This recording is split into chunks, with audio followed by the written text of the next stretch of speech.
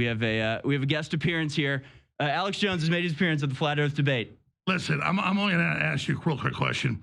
Are the sun and other planets flat as well? Because I've been a big astronomer since I was a kid with my dad when we had professional telescopes when I was a kid. Now anybody can get them that have the computerized controls.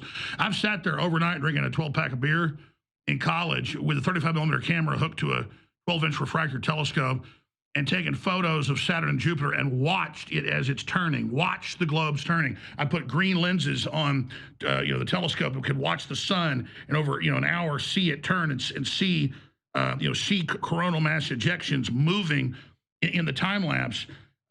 Boom, it's round, done. Close your eyes. Close your eyes.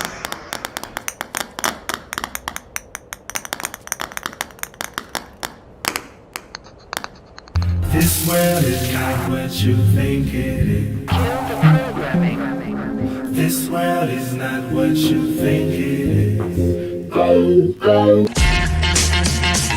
right, welcome, ladies and gentlemen, to the American Journal. I'm your host, Harrison Smith. My guest and opponent today is Austin Witsit. He is a flat earther. He's our guest today who's going to be debating on behalf of flat earth theory. If you want to know more about Austin or flat earth theory, you can follow him on X at Witsit Gets It or by going to witsitgetsit.com. Austin Witsit, thank you for joining us. Welcome to the show. Absolutely, man. Thanks for having me on. How's it going, brother? Pretty good. And so about a month ago, InfoWars Twitter account put out a question, who do you want to see Harrison Smith debate? And your name was far and away the most popular response. Why is that? Why is there this hunger for the flat earth debate, but for you in particular, do you think? I think I've done pretty well in the debates, and typically the opponents are not all that worthy, humbly. They're just not typically as informed. So I think that, especially with InfoWars, there's a huge crossover, right? They just want to see the position accurately represented on kind of the big stage, if you were. So I think that's probably more what it is. I think a bunch of people think I'll accurately represent what we think. Well, and obviously there's been a lot of comments I've seen saying either this won't happen because InfoWars is controlled, or I don't know, all sorts of speculation about why InfoWars doesn't cover flat earth theory. But let me just ask you, because we got a little first 5-minute segment, and then we're going to have two 23, 25-minute segments to close out this hour. We're doing minimal commercial breaks here. We are on the radio, so we have to take some, but we're going to take them minimally. So in the first 5 minutes, I just wanted to introduce you and sort of talk about the idea and everything. How did you get into flat earth in the first place? Yeah, so similar to what a lot of people say. So you have the side that says InfoWars is controlled opposition. They won't talk about flat earth. And then you have the side that says it's a CIA psyop used to distract people. I had a similar response. It's funny, actually. I heard about it through the rapper B.O.B. Right. So he was dropping the Elements mixtapes, and he was basically 100% on point with all the conspiracy theories he was mentioning in the mixtapes, right? Mm-hmm. I had researched all of them. Then he said the earth was flat. And I was like, wow, bro, you just made me look ridiculous to everyone I was telling to listen to you, right? And then, like, similar to most people, I had the initial reaction of what does that even mean? And then you start to just ask 1,000 questions of, well, how would this work on flat earth? Well, how would that work? That doesn't even make sense to me. So then I just went to look up pictures of the earth from space. I'm like, this is going to be easy. I have millions of pictures. And that was not the case. This was 2015. And the last claimed picture to even be real at that time was 1972, for the Apollo missions. And needless to say, I was already very skeptical of the Apollo missions. So immediately I thought, okay, well, there may be something here, right? Which there should be millions of real pictures. I should have live HD live streams of the Earth from space. So that's how it started. And then I kind of fell down the rabbit hole. And I think this is an important part of it all as well. You'll instinctively just say, well, how would eclipses work? How does this work? How does that work? And if you can't find an answer, you think, oh, well, then it can't be flat. The actual way you have to go about it, and this is why all flat earthers exist, is they went to disprove flat earth, and more so they went to prove the globe. And then when you look for the actual, evidence that supports the claimed size of the globe, you've run into problems, right? And so if we falsify the globe, we don't really need to replace it, or it remains true.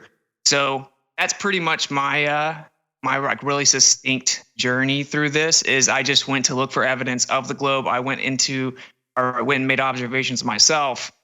It just didn't stack up. And needless to say, like years later, it just gets worse and worse. And I can assure the audience, flat Earth is going nowhere because of the lack of evidence. So, yeah, that's kind of my journey really quickly. Yeah. Well, it is interesting, and we'll get into the actual debate portion here on the other side. It's sort of the first debate we've held, so it'll be interesting, but I guarantee it'll be fun.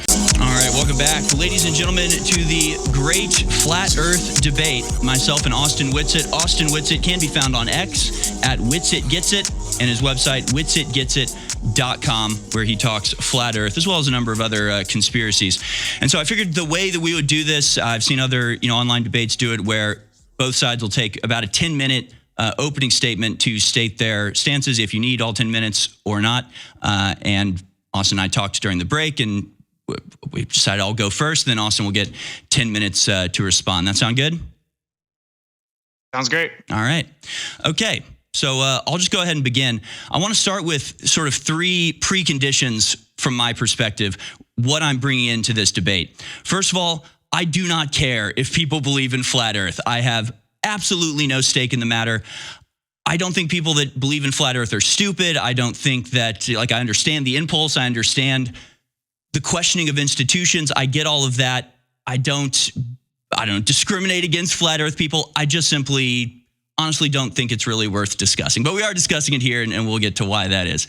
But I don't care if you believe in flat Earth. I don't judge people by that at all. I have family and friends that believe in flat Earth. I respect them tremendously. Two, I don't have any training, indoctrination. I barely have education in the matter. I have no loyalty to NASA or any other governmental organization whatsoever. Just like all government organizations, NASA lies all the time. That doesn't mean the Earth is flat.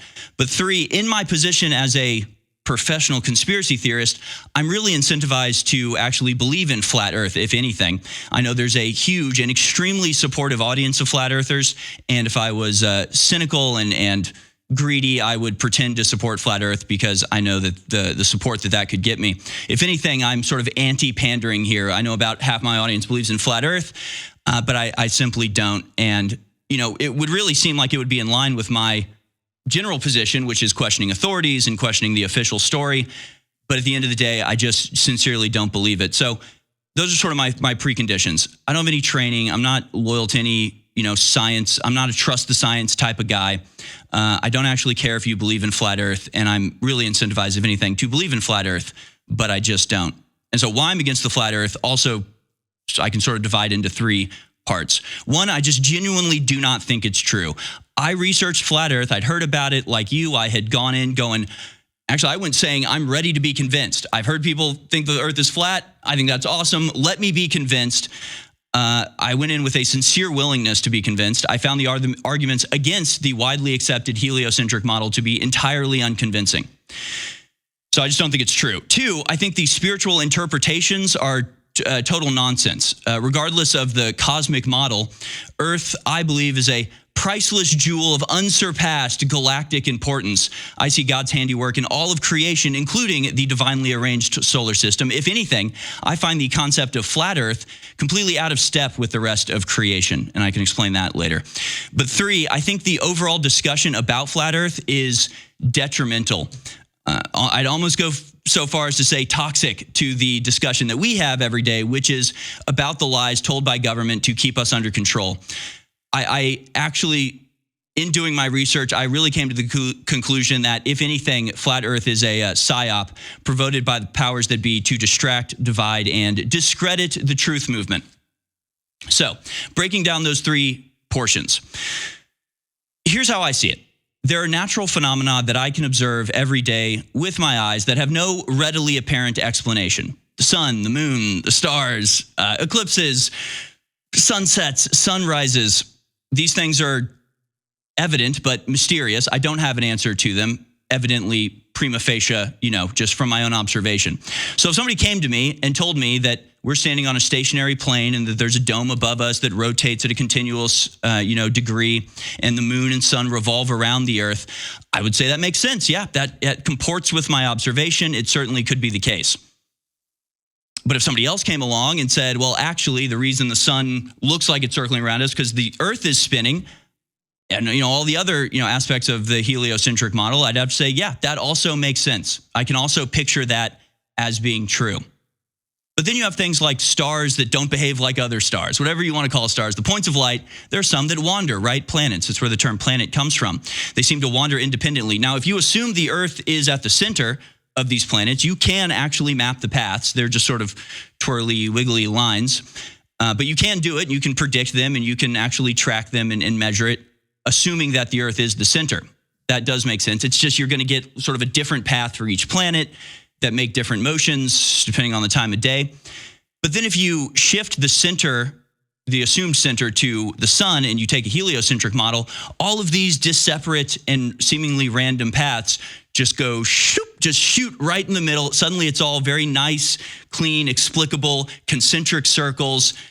That makes absolute sense. Obviously, these planets all seem to be affected by the same force, not completely different forces that give them different paths. They all actually take pretty much a similar path, just in a concentric circle model. So basically, I've got two people in front of me. I just picture myself as like a goat herder in Greece 2,000 years ago. I just see this stuff, and I've got two people in front of me. One that's got an argument for flat Earth, and the other that argues for the globe Earth. And I know that in your argumentation, you like to present the globe Earth side as presenting a model. Therefore, it's making a positive claim. Therefore, it has the burden of proof. But to me, these claims are equally burdened. I mean, they're both claiming to be able to explain what I'm seeing. Just because one side claims to be able to provide a model and the other side doesn't mean that second person has no obligation to explain anything. I'm looking for an explanation for these things, and one side can present it, the other side can't. So the tactic I've seen you take is sort of just almost take the position as if it's a trial, like a criminal trial, where the prosecutor has the burden of proof, and your job is to simply disprove or undermine or cause reasonable doubt in those claims. Like if NASA is the prosecutor and flat Earth as the defendant. But that's not the case. I mean, I see both of these arguments having a burden of proof to some degree. But even if this was a criminal proceeding, and that was the case, that reasonable doubt was the standard, I still would have to say guilty, because the prosecution's case is airtight. You can nitpick at their evidence, but I've really seen nothing that undermines the core argument. Right? So their story makes sense. It fits all of the evidence. And we can get into all of the evidence for flat Earth later, but there isn't any. So that'll be an issue. And in the second part, so that's the first part. Just from my observation, what I'm seeing, looking for an answer, the heliocentric spinning Earth, round Earth model fits everything that I see, explains it to a very high degree. And even if there's, little things I don't understand here or there, it doesn't do anything to make me think the whole model is fake. So that's just why I don't buy the flat Earth arguments. But the second part is the spiritual aspect to this. And simply said, I do not believe that the shape of the Earth has any spiritual importance whatsoever. Flat Earthers seem to ascribe extreme spiritual significance to the shape of Earth. I do not. Whether the Earth is flat or not, I feel the same way about God. In fact, I think the globe Earth model comports more with my vision of God, as it is a sweeping, majestic, minutely detailed, intricate, and perfect model, just like most things in creation. A flat Earth model, to me, is childish and simplistic in comparison. Nothing else in creation that I can observe, makes me feel like I'm in God's celestial hamster cage that the firmament would represent. That being said, I know that this belief is essential to understanding the why of the conspiracy, right? The idea that making people believe that we're on a planet spinning through Earth makes people think we're less significant, is therefore it's easy to sway people towards a materialistic understanding of the Earth. I don't believe that in the first place, but obviously that would be the reason why, the primary reason why they would want to keep the shape of the Earth secret, if that was the case. So let's confront this conspiracy, because it would be a massive conspiracy necessary to uphold a lie of this magnitude. And it doesn't even make sense as a concept, right? Harrison, you're under 1 minute. If you put yourself in the position of people who are trying to keep this secret. There are like a million other ways you could do it. And I only have about a minute left, so I'll just stream through these. Basically, the scale of the conspiracy necessary to keep this up is too vast to be feasible. Millions of people have worked on space programs.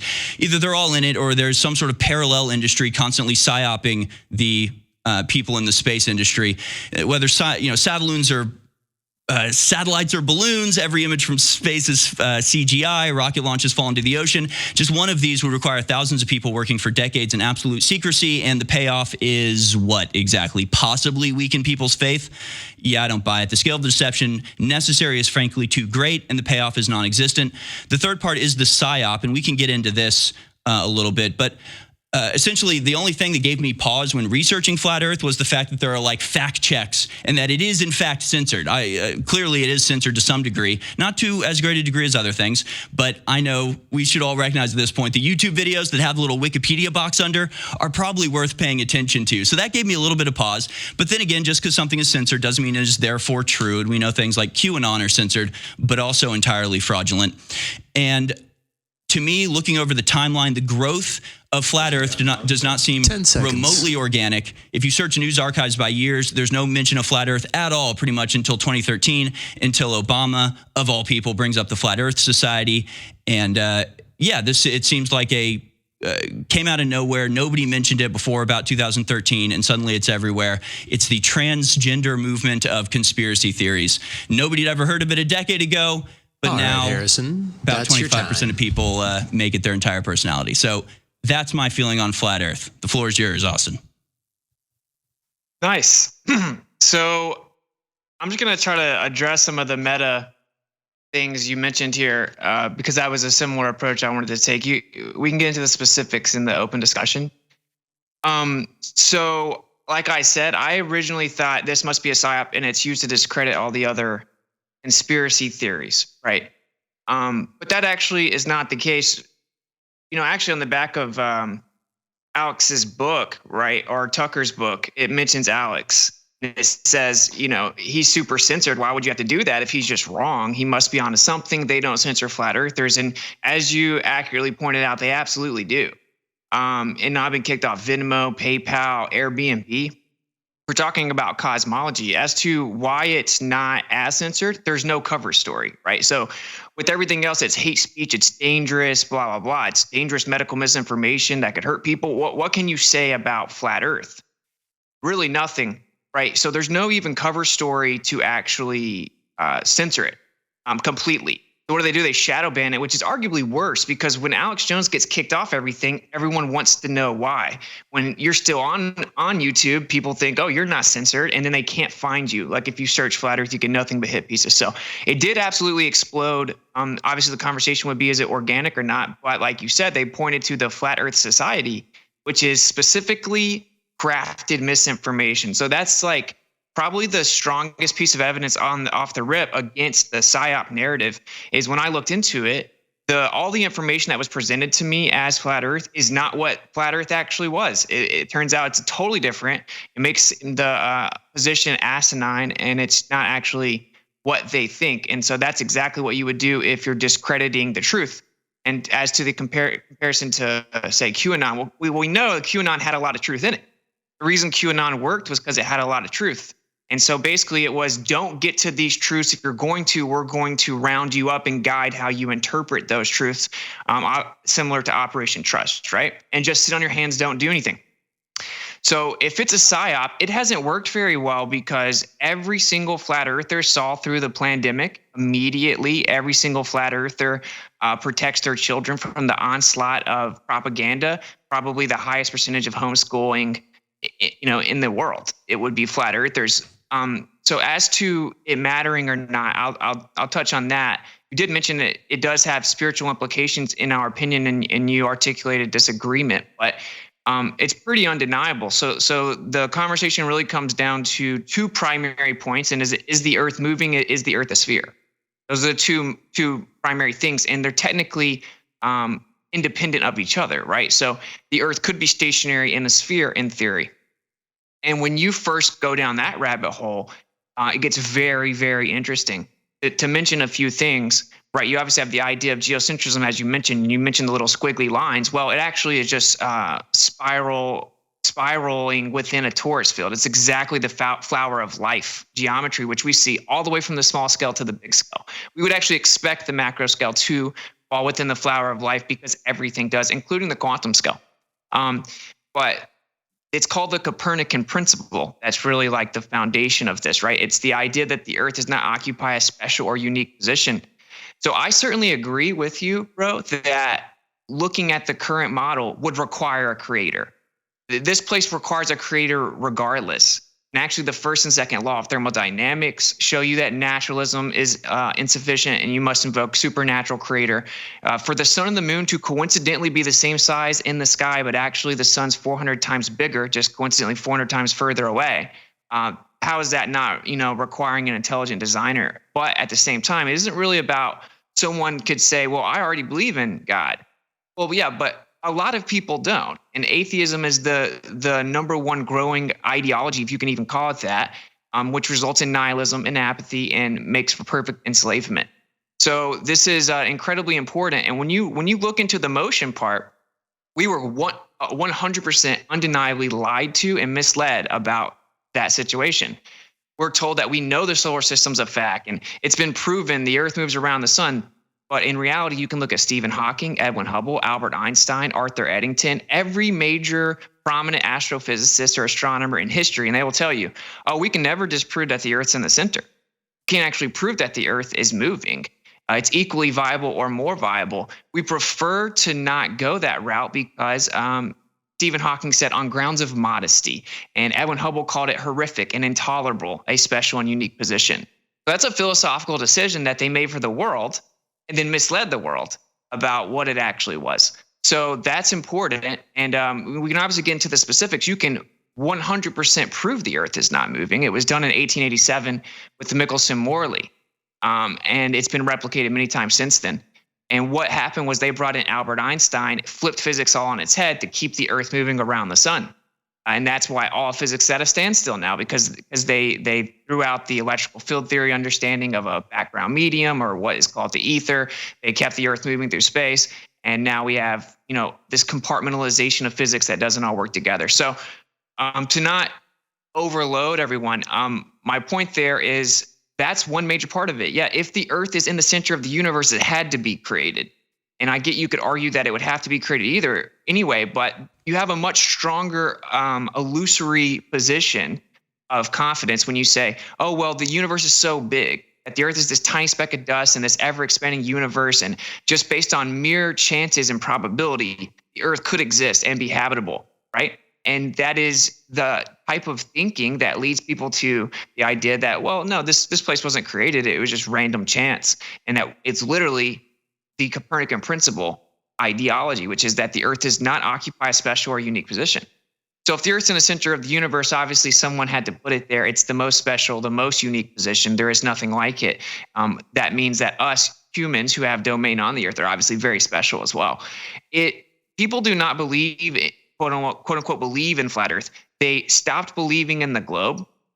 And they then realized, oh, wow, this has spiritual implications. People do not go and seek out flat Earth because they want the Bible to be literally true or something. It's quite the opposite. People find out that the scriptures are now viable again. And so then it also comes into curvature, right? And so that's the two major things. And we falsified the radius value.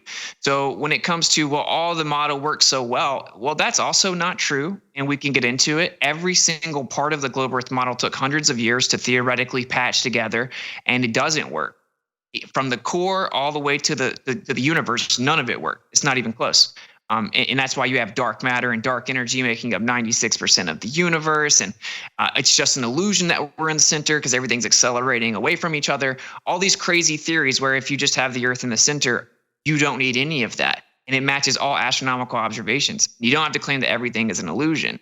So why were we not told that? That should be a very interesting question for the audience. You were lied to about cosmology, like just on its face, even if you want to believe we're moving through space and stuff. So, and then the curvature, obviously, if the radius value is falsified, the entire model is falsified, right? Because gravity uses that, day and night cycle uses that, everything uses that. Alleged radius of orbit to go to space. All of these claims require that radius value to be true. The distances on the globe. So if it's untrue, the entire model is untrue. So that's a stillman of our position, is that we went to look for evidence of the globe and it wasn't there. And falsification is independent of replacement. And I'll say this analogy, maybe it'll land. It's like if I went and looked through my parents' closet and I found adoption papers, and I'm like, walk up to you and say, dude, Harrison, you'll never believe it, man. My whole life is a lie, bro. Those aren't really my parents. I was adopted. And you say, well, who are your real parents then? I say, I don't know. I just found out that they're not my real parents. I just falsified they're my parents. I don't really know who the real ones are. And you could say, wait, you think everyone in town's in on it? Everyone in the church is in on it? No, they believe the lie. They believe that those are my parents. And if you said, well, until you can tell me who your real parents are, I'm not going to believe that those aren't your real parents. That would be ridiculous, right? Obviously, the falsification that they're my parents stands on its own. That's the way that this situation goes. Frankly and respectfully, I would say it's somewhat coping. Do not focus on that. Focus on the evidence or lack thereof for the positive globe Earth claim, which is antithetical to all evidence and experience. And then focus on random questions like the meme says, oh, how does everything in the universe work? Oh, you don't know? Well, checkmate, stupid flirt, right? If you've ever seen that meme, that isn't a proper way to go about it. So that's kind of a lot of the meta arguments there. I don't really see this being a successful PSYOP. I think that it's done quite the opposite. And people should just step back and kind of look at the evidence for what it is. And that's what I encourage people to do. And just like you said, I will say, just like with everything else, like with the pandemic, we got gaslit the whole time. Oh, you science denier this, science denier that. Oh, you have no idea what we're talking about. Trust the experts. And of course, it was all a lie. It was all a lie. So ridiculing people, mocking people, dismissing as a PSYOP and stuff is not an approach we should take as truth, right? We never do that. So long story short, when you look into the actual alleged claim that the Earth is a spinning globe, which again is antithetical to experience.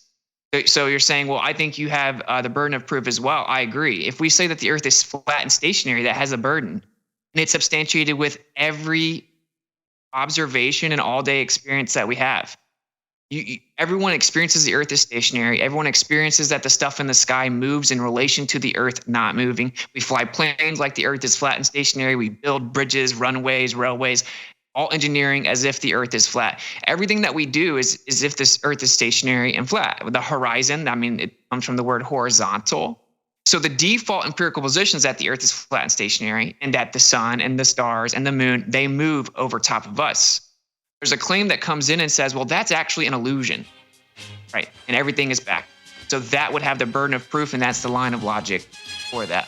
All right. And with that is your time, and we are headed to break, guys. All right, fascinating stuff. We'll do open discussion on the other side. If you got any videos or anything we want to play, we'll get into it on the other side. Stay with us, folks. Go to InfoWarsStore.com to support this important discussion, and we'll be right back.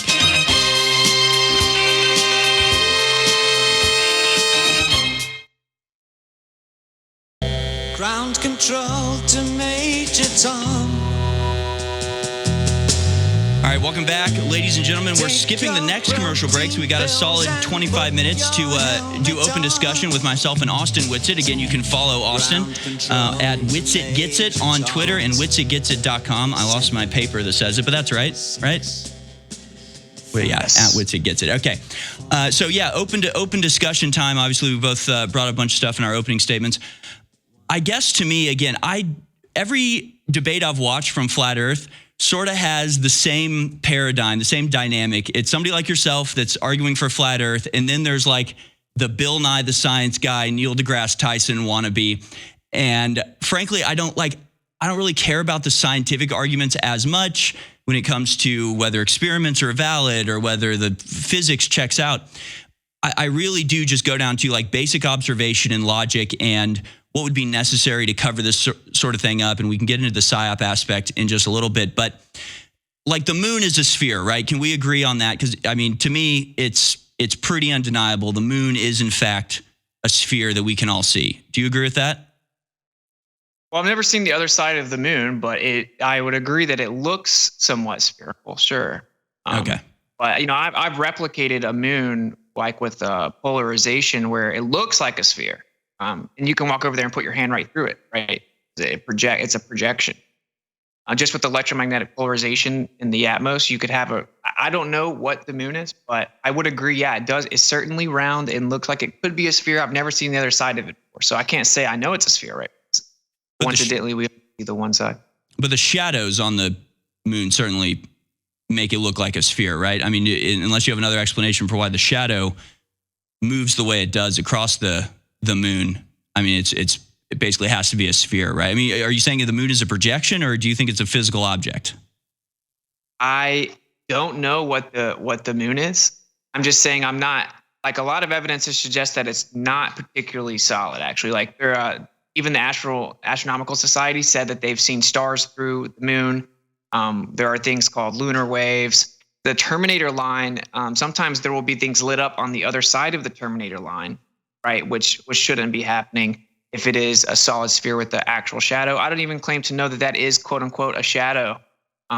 We can replicate that with polarized lenses. It can just literally be like a plasma polarized lens, and it could be solid for all I know and just be optically displaced within a medium. Both models, I think, because when you start hearing the stuff you've never heard, it sounds like I'm just making stuff up. But no, but both models claim that the sun and the moon aren't actually where we see them, right? That they're apparent positions. So that's interesting to know. It could be a solid sphere and just not where we see it. It could be relative to each observer based on their angle to it. So, but this is what I will say that is actually kind of a meme. And normally people do want to like, what's the moon? I don't know, man. I just know that the Earth is not what they said. Can I ask you a question? Like you said you're just kind of into observation, right? That's what made me a flat earther, bro. Because I did not want to be a flat earther. Okay, let's just get that out. Like it discredited everything I ever said. Right? I'm like the conspiracy theorist of my family. So like all of a sudden I'm going to come around saying the most ridiculous thing ever. I'm immediately discredited. So right. I went out and looked. Oh, bro, you can see mountains from 300 miles away. They should be 2-3 miles below Earth curvature, and you can see them. Well, we'll talk about curvature here in just a second. But again, it seems to me like you can see the moon and it's pretty clear what it is. It's a rocky body. It's solid. You can see the craters. I mean, powerful telescopes or even, powerful cameras can zoom in quite a bit, and it's not a projection. It seems fairly solid to me. So, to me, this is, obviously just because the moon is a sphere doesn't mean the Earth is a sphere. And I know the argument that I've heard quite a bit is like, just because pool balls are circular doesn't mean the pool table is circular. Yeah, that's true. Just because the moon is a sphere does not mean that the Earth is a sphere, but it might kind of be like a hint, right? It might kind of be a clue. And it sort of means that if you use terms that I've heard where it's like this cartoon Earth of some idea of a orb suspended in nothing, it's like, well, that's not actually that ridiculous because we literally see one every day. I think the shadows obviously show that it's a sphere, and then you have things like the eclipse, and you brought up the fact that the sun is 400 times the size of the moon, but 400 times away, so it's a perfect match. And yeah, I mean that whether the sun is 400 times or 200 times, whatever the actual multiplication is, the fact is that with solar eclipses, you can see that the moon is clearly in front of the sun, and yet they're the same size. So whatever that calculus is, it is the distance is equal to the size difference. You know what I'm saying? So obviously, the sun is behind the moon. The moon is an object that is apparently equivalent in size of the sun because of our distance from it and the perspective of it. And again, that sort of, I mean, if you accept that the moon is a sphere that's above the Earth, everything else kind of follows. I mean, I really think that debunks a lot of flat Earth. I mean, because then obviously the moon has to go away for a certain period of time. It matches up with the spinning of the Earth. I mean, if the moon is a sphere and is a solid object that's floating above the Earth and circling around it, I mean, that seems to me like it doesn't necessarily prove that we are circling around the sun, but it certainly proves that the Earth is a sphere and the moon is circling around us, right? That, to me, again, that's just imminently observable. Like I said, it could be a sphere. It does somewhat look like a sphere. I will just say stars have been seen through the moon, it appears.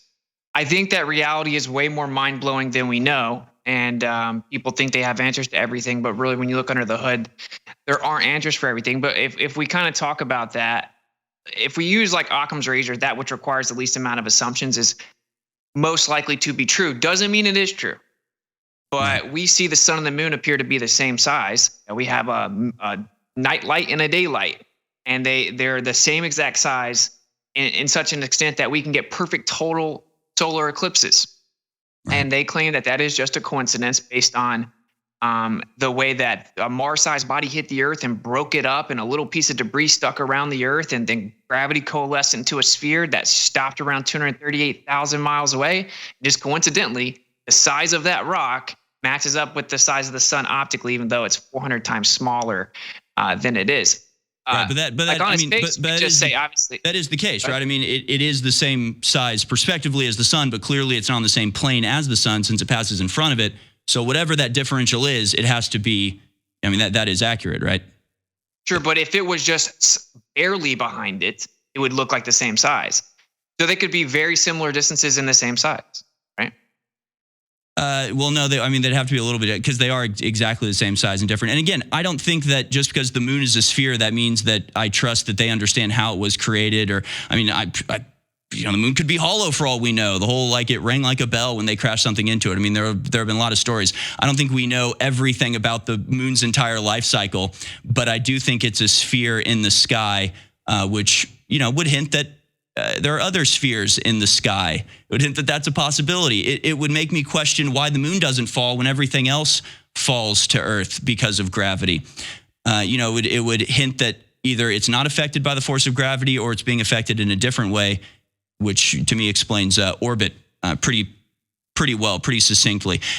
I want to show a couple images here, because this again sort of illustrates to me that not only is the moon a sphere, but it's being lit by a light source that is extremely far away. We can go to some of the pictures called Ball and Moon. And there are a couple of these, but you can do it yourself. If you see the moon during the daytime and you hold a ball up, they have essentially the same shadow. It will be cast on the ball as the moon, because they're both being lit by the same source, which would be the sun, which would be extremely far away. So how would this happen without an extremely far away sun lighting both the ball and the moon? Well, for one, they actually don't look entirely the same, right? You will actually see that there's a gradient of light on a pretty spherical similar, object. They are somewhat similar. Yeah. Yes. That's how we made the model, right? We looked at the sky and then we created the model over hundreds of years. So of course it matches the sky. That's how we made it, the globe Earth model. But there could be a relationship between it being lit up, or there are many theories about it. Like everything, they could have an electromagnetic relationship. It could be charging up. It could all be within the same energetic cycle above us or whatever. I'm not even saying that they don't have a relationship. Many people have tried to, measure the moonlight and say it isn't hot, and there's all debate about that and stuff. But this is kind of what I was talking about, though. I get that this is probably even a good faith, genuine question. That's how you want to know how everything works. And since we've been given all these alleged answers as to how it works, we think, well, flat Earth has to replace everything I was told is true. But not really. We see a star through the moon. What they said can't be true. Like we just saw that the moon looks blue during the day, and we showed a picture of the Earth from the moon, which was NASA came out and admitted they photoshopped one of those pictures and didn't tell the public about it. Right, just a second ago that was shown. So I guess what I'm saying is do you agree that if the radius of the globe is falsified, everything else is falsified? So as to a question like, how would the moon work on a flat Earth? I don't know, but it is because we measured the surface of the Earth. I think that is the most important part. And I want to say this one more thing. When it comes to, you're right, it's like you can't look at the ceiling and say that's what the floor is, right? Mm-hmm. It's even more than that. It's if the Earth is in the center of the entire universe, it would be illogical to think that it's like everything else. It's the only thing that's in the middle. Everything else was created to move around it, right? So that's an important distinction there that most people don't point out. It would be illogical to say the Earth should be like what's in the sky when everything in the sky moves around the Earth. The Earth is distinctly different, right? But again, we're dealing with two forms of reality, the perception and the actual, right? So it looks like everything's circling around us, but that would also be the case if we were spinning. It would look like everything was circling around us. That would mean it was circling around us. So again, it doesn't seem to me like there's any evidence that Earth is the center. I mean, what about the mapping of planets? Because I know one of the things, again, we have an image of this motion of solar system planets relative to Earth. So basically, this would be the orbital path that the other planets would take, Mars, Venus, all these other planets. If Earth is assumed to be the center, and they're like, spirals. They're like, they move around a lot. And if the crew can pull up that picture, motion of solar system, we can pull it up on my screen. So, how do you explain these paths and this motion without, a force acting on the planets other than gravity? I mean, how do you have a planet going towards and away from us if they're circling around us? Well, there is a force. Automatically, there's some type of force, right? Because everything's moving around. If you look at a Ferrel cell image of a magnetic field, so it's just a creative invention that was made, used 2 little pieces of glass, you put ferrol fluid and another fluid inside of it, line it with LED lights, and you can see the magnetic field. Right. It makes that exact same pattern. The torus field, sacred geometry, the golden ratio, that torus field, every one of those planets fit perfectly within a torus field. And of course, the heliocentric side's explanation for this is it's just a coincidence. Which is pretty ridiculous because we see the same geometry everywhere. But how can it match perfectly when each planet is a different path? I mean, they can't all match perfectly because they don't match each other. Yeah, but within the torus field, there are multiple different paths, right? So if you look at a Ferrel cell image, and I could maybe pull it up, but if you look at a magnetic field, you're going to see that all of those patterns are in there individually. And basically, each one of these quote unquote planets are taking their own path within this torus field. They all fit within it perfectly. And you said that you don't see any evidence that the Earth's in the center. You are aware that the current model says you could never prove that the Earth's not in the center, and that all astronomical observations make it appear as if the Earth is in the center of the universe, but right. that's just an illusion. Well, so it's an illusion because we're on Earth, and this is our only platform from which to observe space. Sure, and it gets a little bit more complex than that, though, because even like the distant galaxies moved in relation to the Earth, right? And so then that's when Edwin Hubble was like, wait a minute, this doesn't make sense.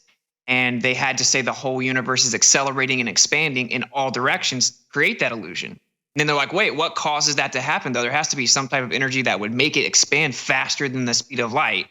And that's where you get dark energy, which is never been discovered, defined. It'll never be found. And then you have dark matter to fix the gravity problems. I will actually say you can use a Lorentz magnetic force, to not get too technical, but it's pretty funny that you can show what's called a dynamic equivalence, meaning the way that the force makes objects move around each other, from a geocentric universe, and it's a magnetic Lorentzian force. And what a coincidence, the patterns of the planets fit perfectly within a magnetic field's geometry. So it's more elegant, actually.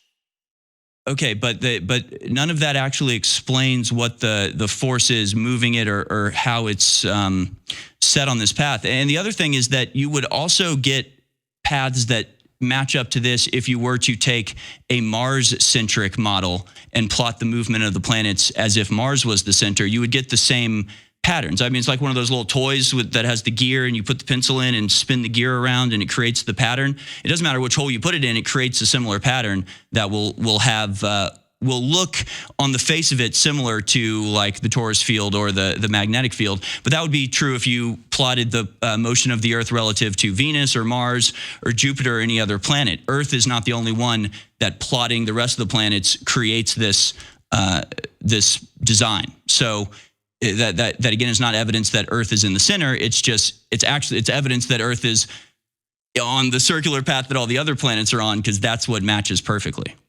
Well, it's not just about the paths; it's about distant galaxies, right? So you're right. You can match it on any planet or whatever, and you could treat it as if it's in the center. Certainly, with relativity, it says it's all equally valid. You can choose anything as the center. But this is a little different than that. They looked out into deep space, quote unquote, and saw the galaxies moved in relation to the Earth. They should not have been. In this model, the Earth is tucked away in an insignificant corner of the universe. It is a random, non-unique position. Everything should be moving every which direction in relation to, say, the singularity of the Big Bang or whatever people believe in, not the Earth. But they discovered it was. So it's not as simple as just I can put the coordinate system anywhere. It's that the universe has to be accelerating and expanding away from every other point. There is no center, and everything just makes the Earth look like it's in the center. Although you could map it out both ways. But that's not the proof. First of all, it's on its face. All observations show the Earth in the center. So to say it's not in the center, you're going to have to prove that. Then we went and looked further, and even the distant galaxies show that. But I mean, there is the heliocentric model that maps everything and explains everything really well, and you can make predictions based on it that are proven out in observation. So, to say that everything centers around the Earth, obviously the heliocentric model is not centered on the Earth, and that's on a very small scale. You could say the whole solar system revolves around, or the whole universe revolves around the Earth, but at least in our solar system, it makes a lot more sense that things circle around the sun. I mean, the math, it makes a lot more sense in that regard. If you assume that the sun is 93 million miles away and this huge ball of gas in a vacuum, if you assume the size of it and then you assume gravity, which is that, the bigger the mass, the more gravitational pull, which isn't even considered a pull or force anymore because that doesn't work. But that's actually not true either. The heliocentric model doesn't work. I mean, this is why we have dark matter. Though. It doesn't work because this is why we have dark matter. There are certain aspects of it that we haven't figured out yet, but the stuff we have figured out works extremely well, right? No. In 1933, a guy named Fritz Zwicky went and looked at galaxies, and he saw that this Coma cluster, so a cluster of galaxies, it was off by 99% the amount of mass it was supposed to have for gravity to be true. And so they just said, oh, well, just plug in a number for missing mass. Now they call that missing mass dark matter, and it's still there, and it makes up 83% of the entire universe. This model isn't even close to working. Gravity is off by 83%. How bad does your theory have to be before it's considered wrong? Right? Well, my theory actually, has the possibility of distant galaxies. Where are the distant galaxies in the firmament? I mean, how can you even make this argument if space doesn't exist? Does space exist? Outer space as defined, right, doesn't exist. But just like Edwin Hubble said, everything could be much more local, and the medium could be much more dense. And then he said, and might I add, suspiciously young. See, they have a bias against this because it creates special position for the Earth, and it makes the universe younger. It makes it a closed system, and it means everything's moving around it. And they will tell you in all their literature that it's just a philosophical bias. They don't want to believe that, and that's not a straw man. That's what they say, right? They say it up straight. You can never disprove the Earth in the center. But the best way to do it is if the Earth is moving around the sun, 66,600 miles per hour, conveniently enough, you should be able to measure that, right? And we have interferometry that was supposed to measure it, and it did not. And we've done it since then. The Earth is not moving. It's been falsified. So Einstein came in and said, oh, well, the device you were using to measure actually shrank. You just couldn't tell. And then time slowed down and created the illusion that we are stationary and you can't measure us moving. That's mainstream claim, is that the ruler shrank effectively, you just can't tell, and time slowed down, it just appears to be the same time to you. Right. And therefore you could never prove that the Earth is moving. Or, of course, just the Earth isn't moving, and all observations showing us what's really happening. Right?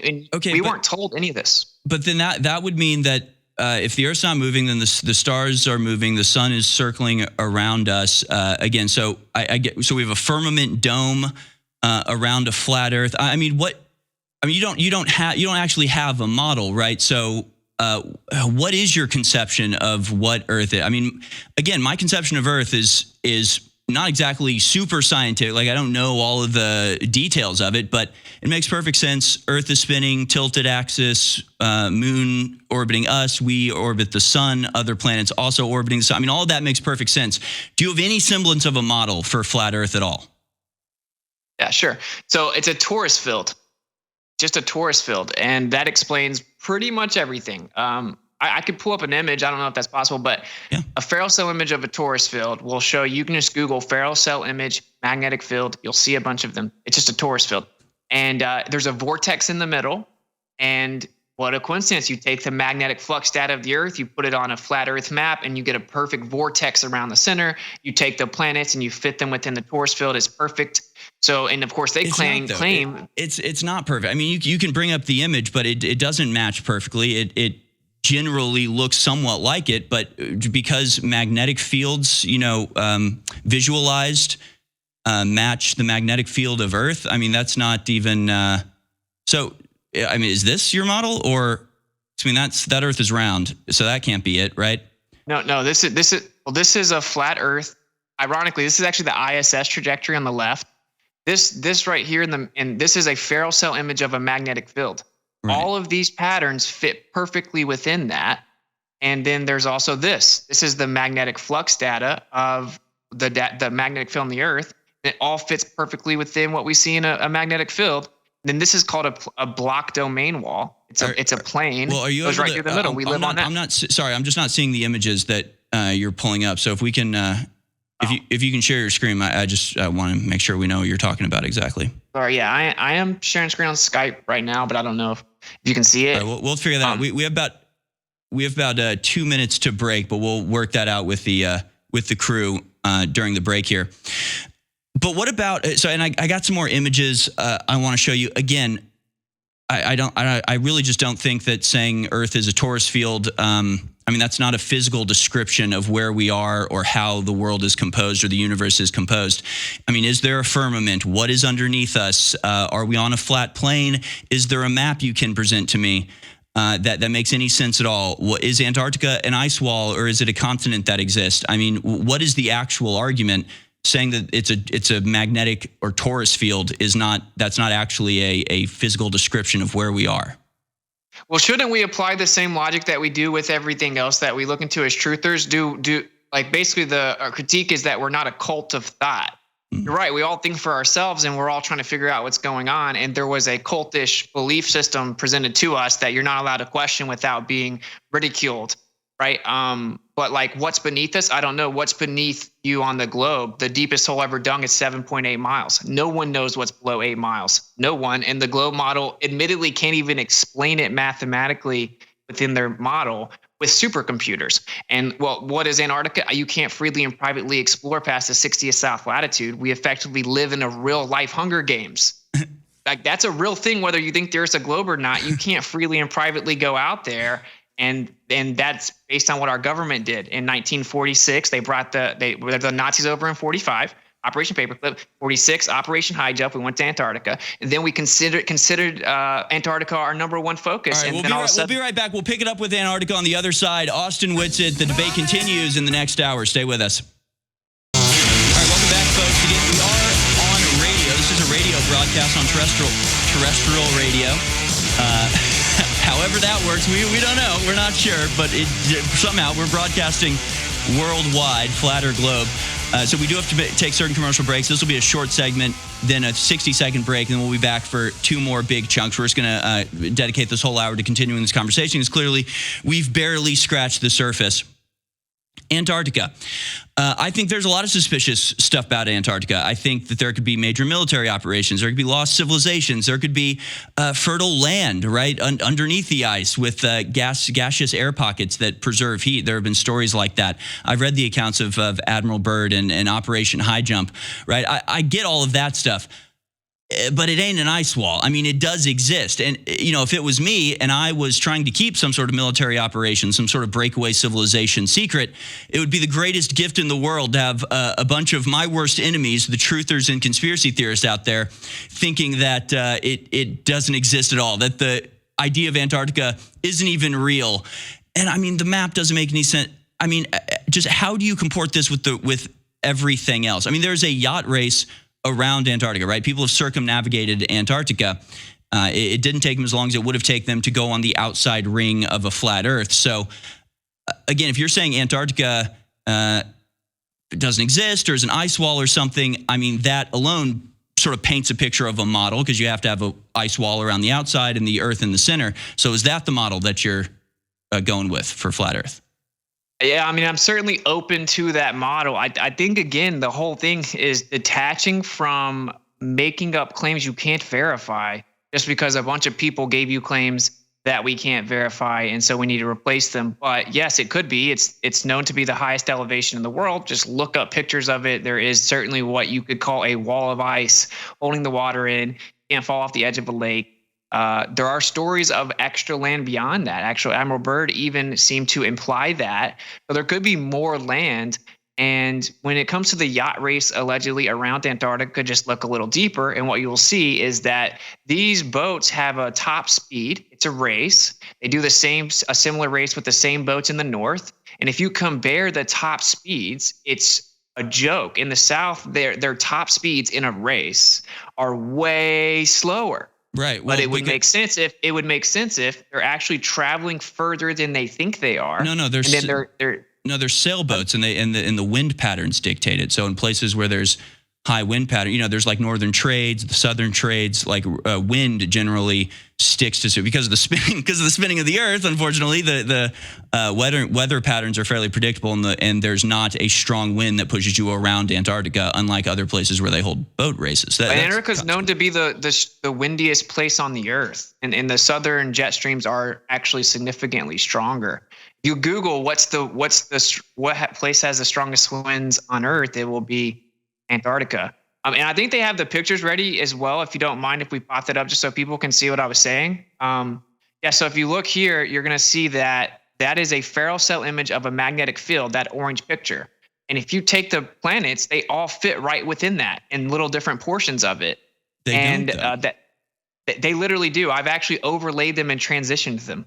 They all fit perfectly within a Ferrel cell image. And then the other image is going to show you the magnetic flux data on the Earth on a plane, which conveniently they actually took this off the main website. They took the azimuthal projection off once people found it, and we had to make our own.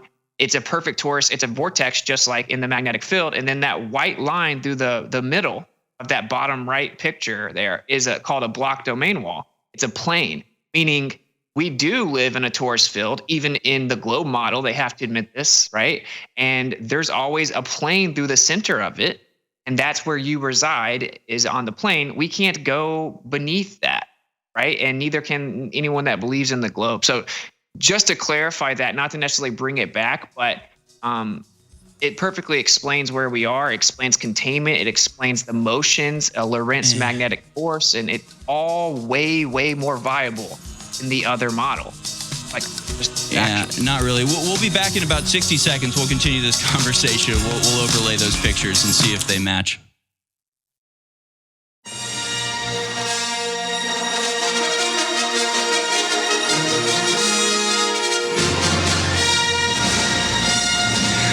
don't know what the crew's up to. They're getting creative with us.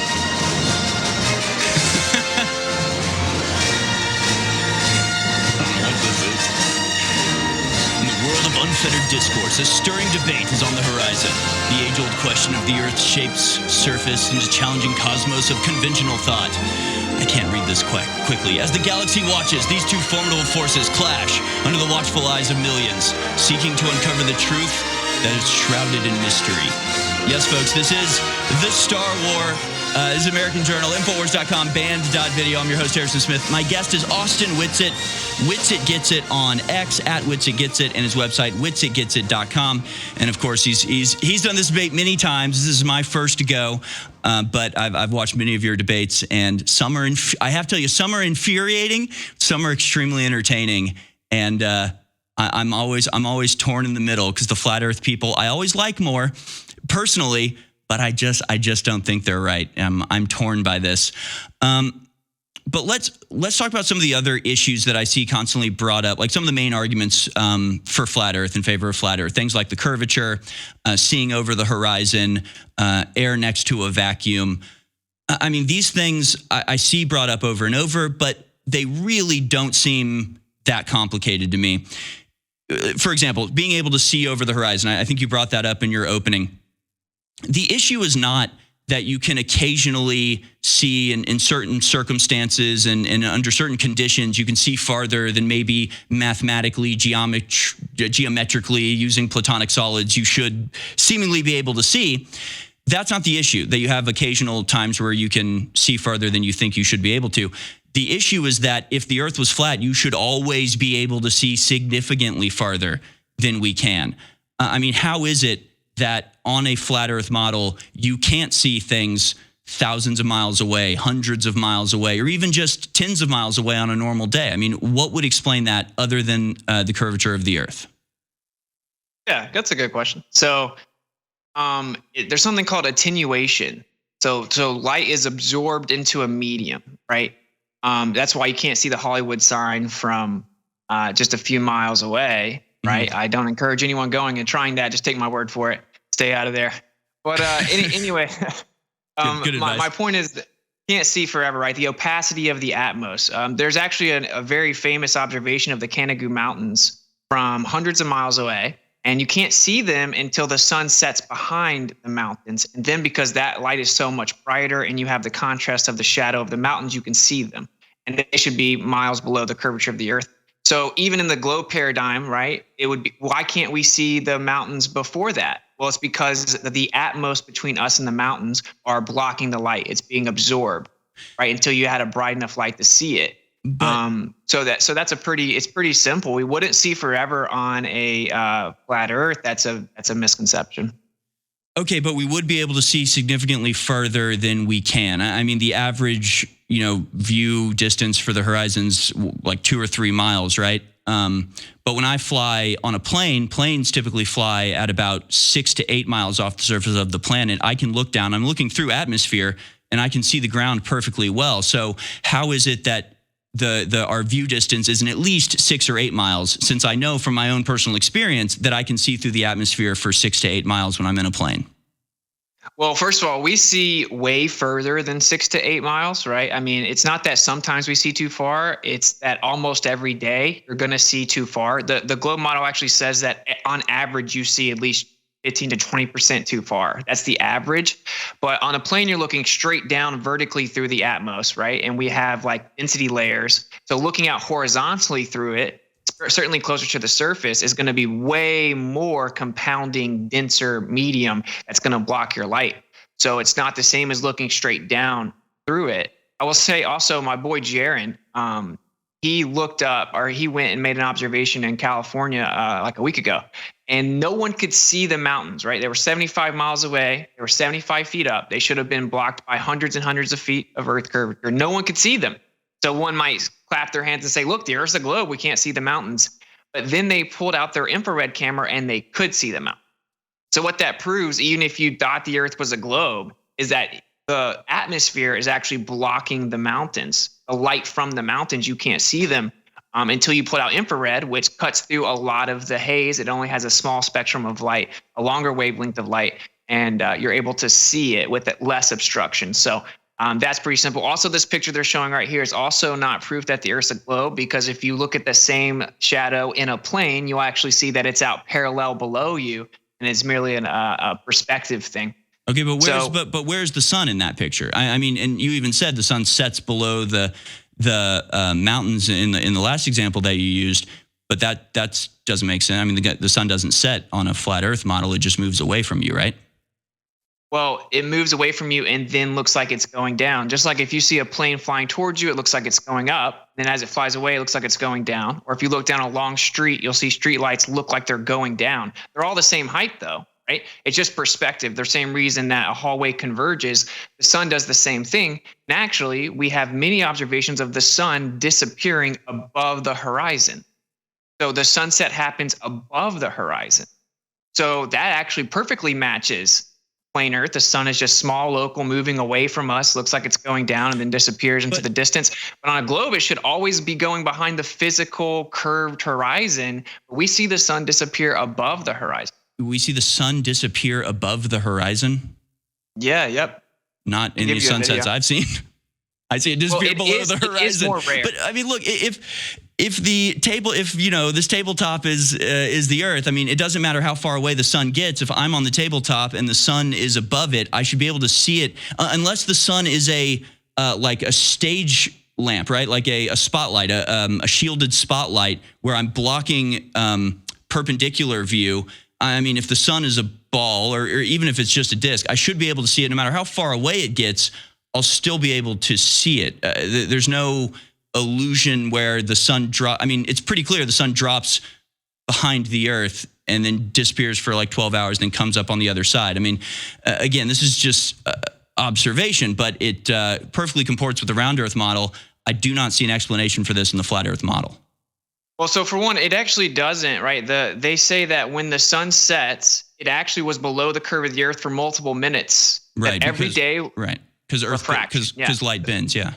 Yeah. So just another illusion that's convenient, right? But fine. Yeah, sure. Light could bend. It's not really. But how do you explain sunsets? How do you explain the colors of sunsets without around it? Because in the round Earth, it's pretty simple, right? The lower it goes, the more layers of atmosphere it's going through. Certain light frequencies are blocked by it. Other light, as you point out, like infrared will break through. So you've got these spectacular colors because they're the whatever higher or lower frequency that break through the atmosphere. I mean, how do you explain sunsets having colors if the Earth is just moving away from us? I mean, there is no physical explanation for that, like there is in the round Earth. Of course there is. You're looking at the sun, the source of light, through the most dense layers of the atmosphere. Even though it's above you, which, mind you, it's 93 million miles away on the globe, far above the atmosphere, right? You're looking at an angle that goes through the atmosphere. So you're seeing it through all of those layers of air. It's just like how if the street lights were going down the street, I could put my thumb up and block them.